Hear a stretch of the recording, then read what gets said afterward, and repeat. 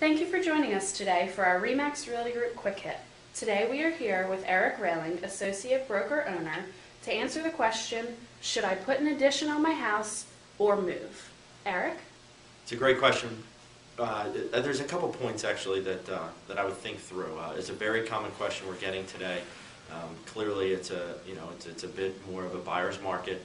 So we've seen some prices start to stabilize. They were declining for a while there, and now hopefully starting to stabilize. And so, what does that mean? Well, the most important thing you're going to want to do is to have your real estate agent out just to try to give you a feel for what is the value of my home today, and then also what is the value of my home once I put this addition on.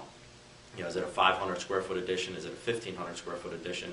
These are all things that your real estate agent should be able to help you out with identifying, what homes in your neighborhood would sell for with the larger square footage.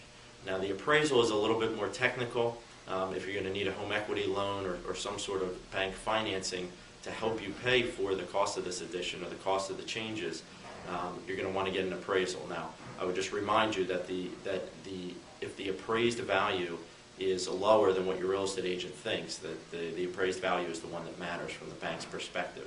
So you may not be able to get as much financing from the bank if that appraised value comes in lower.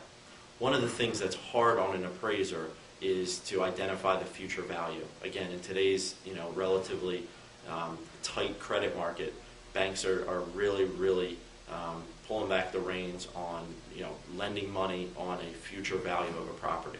So you just want to keep that in mind.